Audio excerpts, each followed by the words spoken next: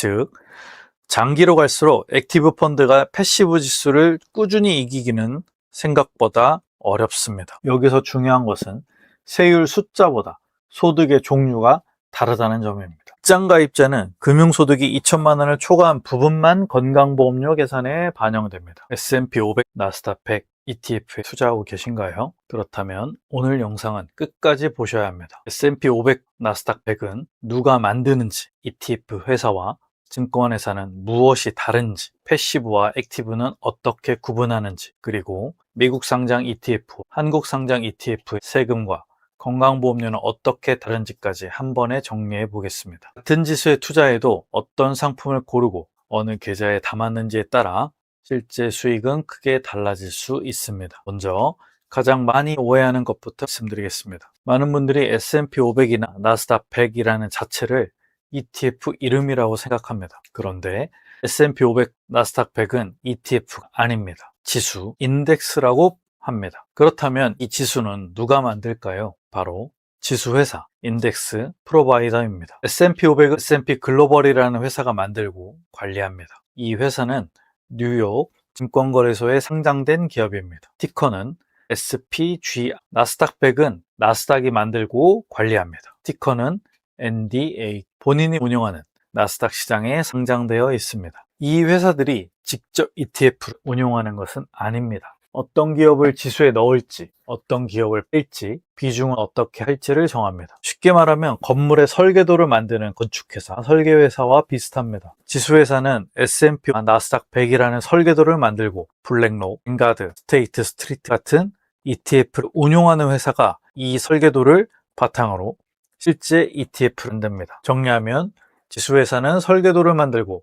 ETF 운용사는 상품을 만들고 증권회사는 투자자가 사고 팔 수 있도록 연결합니다. 그리고 운용사가 지수를 거의 그대로 따라가면 패시브 ETF, 운용사의 판단을 더해 종목과 비중을 조정하면 액티브 ETF입니다. 그렇다면 실제 ETF를 만드는 회사들을 살펴보겠습니다. 뱅가드는 인덱스 투자를 대중화한 대표적인 회사이고 S&P 500 ETF로는 V가 있습니다. 그렇다면 나스닥 100은 어떨까요? 나스닥 100 ETF 시장에서는 인베스코라는 자산운용회사가 1위입니다. 가장 잘 알려진 상품이 QQQ이고 상대적으로 운용보수가 낮은 QQQ에 있습니다. 이 ETF는 나스닥 100에서 2위입니다. 여기서 많은 분들이 궁금해하시는 것이 있죠. 미국에 상장된 VO나 QQQ를 사는 것이 좋을까? 아니면 한국에 상장된 S&P 500과 나스닥 100 ETF를 사는 것이 좋을까? 기초지수가 같다면 수익률도 비슷할 것 같지만 실제로는 상장 국가와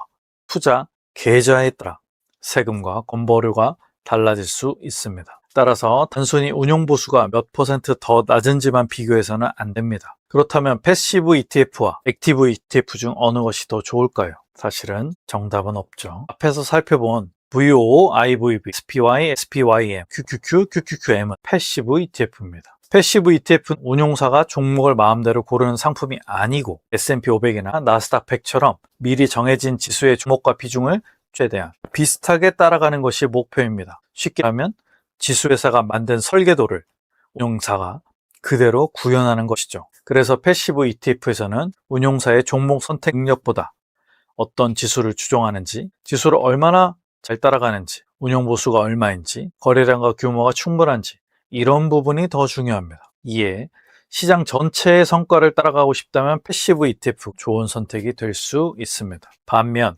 액티브 ETF는 운용사의 판단이 더 많이 들어가죠. 결국 패시브와 액티브 중 무엇이 더 좋다고 단정할 수는 없습니다. 시장 전체를 믿는다면 패시브, 펀드 매니저의 역량과 전략을 믿는다면 액티브, 나의 투자 철학에 따라 선택이 달라질 수 있는 것입니다. 그렇다면 같은 S&P 500에 투자할 때 미국에 상장된 VO를 사는 것이 좋을까요? 아니면 한국에 상장된 타이거 미국 S&P 500을 사는 것이 좋을까요? 두 상품 모두 S&P 500에 투자하지만 한국 투자자 입장에서는 투자할 수 있는 계좌부터 다릅니다. VO 같은 미국 상장 ETF는 국내에서는 주식, 펀드 등을 투자하는 일반 계좌에서만 매수할 수 있습니다. 반면 타이거 미국 S&P 500 같은 한국에 상장된 ETF는 일반 계좌뿐 아니라 ISA, 연금저축, IRP, 퇴직연금 DC 같은 절세 계좌에서도 투자할 수 있습니다. 왜냐하면 ETF의 운용보수 차이보다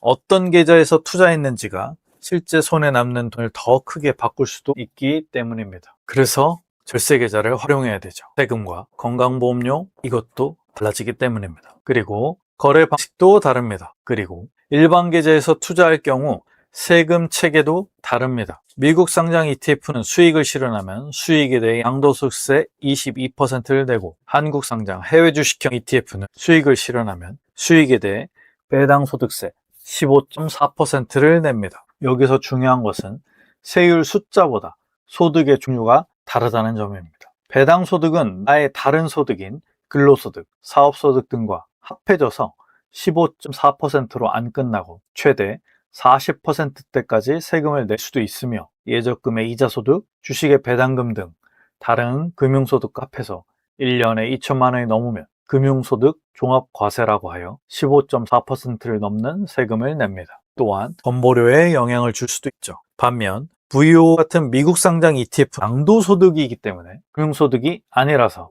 종합소득과 아무런 관계가 없습니다. 양도소득세만 내고 끝이죠. 그러니 건보료도 영향이 없습니다. 장단점이 있는 것입니다. 아쉽지만 완벽한 것은 없죠. 그런데 타이거 미국 S&P 500 같은 한국 상장 ETF, ISA, 연금저축, IRP, 퇴직연금 DC 같은 절세계좌에서 담을 수 있다는 매우 큰 장점이 있습니다. 다른 세금 체계가 적용되기 때문이죠. 결국 중요한 질문은 VO가 더 좋은가, 타이거 미국 S&P 500이 더 좋은가가 아니라 우선 어느 계좌에서 투자할 것인가입니다. 같은 S&P 500에 투자해도 어떤 ETF를 샀는지보다 어떤 계좌에 투자했는지가 실제 수익률을 더 크게 바꿀 수도 있습니다. 세금 건보료도 고려해야 하니까요. 그렇다면 이제부터는 실제 투자에서 중요한 계좌별 차이를 살펴보겠습니다. 먼저 일반 계좌입니다. 가장 많이 사용하는 계좌이기도 하고 미국 상장 ETF는 일반 계좌에서만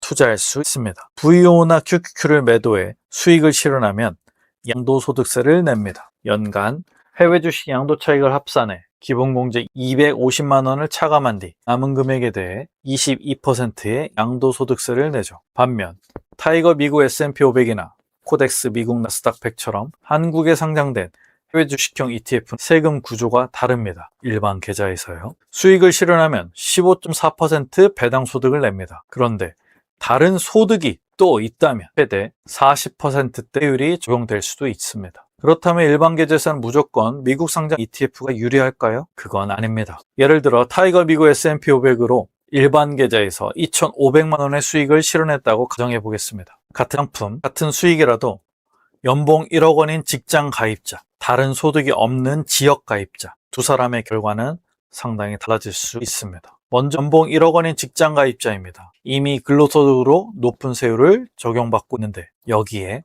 타이거 미국 S&P 500에 배당소득 2,500만 원이 더해지면 일단 금융소득 종합과세 대상이 됩니다. 그리고 여기서 중요한 점이 있죠. 많은 분들이 2,500만 원 전체에 높은 세율이 적용된다고 생각하는데 그렇지 않습니다. 2천만 원까지는 15.4%가 적용되고 초과한 부분이 기존 근로소득과 합산되면서 일부는 24% 세율 구간에 들어가게 됩니다. 결과적으로 이미 원천 징수된 15.4% 세금 외에도 다음해 5월 종합소득세 신고 때 추가 세금을 낼 가능성이 생기죠. 약 440만 원의 세금이 예상됩니다. 반면 다른 소득이 없는 지역가입자는 어떨까요? 이 역시 금융소득이 2천만 원을 넘기 때문에 금융소득 종합과세 신고 대상입니다. 하지만 다른 소득이 없기 때문에 낮은 세율 구간부터 계산됩니다. 여기서 등장하는 것이 비교 과세라는 개념이 있습니다. 개인의 연간 금융소득, 이자소득 및 배당소득이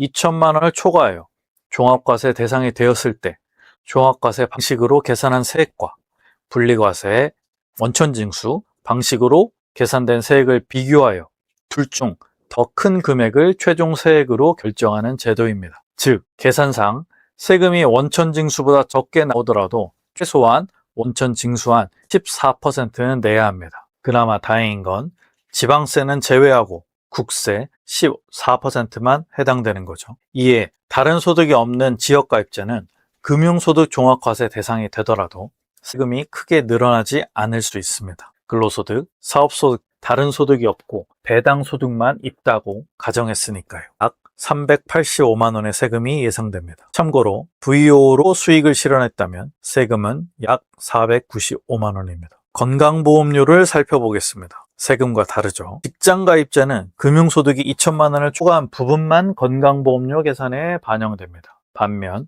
지역가입자는 이 금액 전체가 건강보험료 산정에 반영됩니다. 그래서 같은 배당소득 2,500만 원이라도 지역가입자는 2,500만 원 전체가 해당되며 직장가입자는 2천만 원 초과한 500만 원만 대상입니다. 즉, 직장가입자는 이 경우에는 약 41만 원의 건보료가 추가로 예상되며 지역가입자는 약 203만 원의 건보료 추가가 예상됩니다. VO의 경우는 양도소득으로 처리되었으니 건보료는 해당이 없습니다. 일반 계좌에서 미국 상장 ETF가 무조건 유리한 건 아니라는 거죠. 그리고 이건 단순 예시입니다. 개인의 상황에 따라 결과는 다를 수 있습니다. ASA는 계좌를 새로 가입할 수는 없습니다. 3년 동안요. 이 말은 모든 것을 다 가질 수 있는 완벽한 선택은 없다는 것입니다. 같은 ETF라도 직장가입자인지 역가입자인지 근로소득이 있는지 사업소득이 있는지에 따라 달라질 수 있습니다. 정리하면 숫자 자체를 외우실 필요는 없습니다. 여러분의 소득과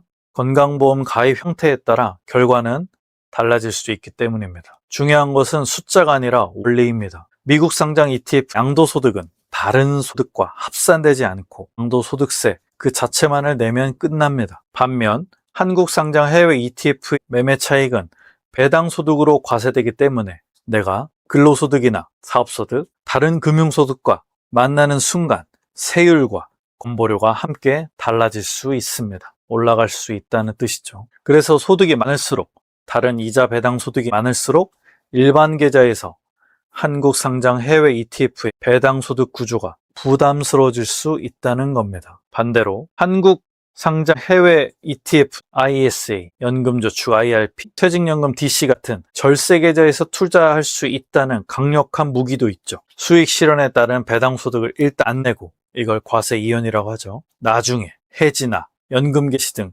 이벤트가 있을 때 그때 세금을 내니까요. 그 전까지 안 낸 세금으로 재투자도 할 수 있습니다. 결국 VO가 좋은지 타이거 미국 S&P 500이 좋은지 보다는 나는 어떤 소득 구조를 가진 사람이고 이 투자를 어느 계좌에서 할 건가 이게 더 중요합니다. 감사합니다.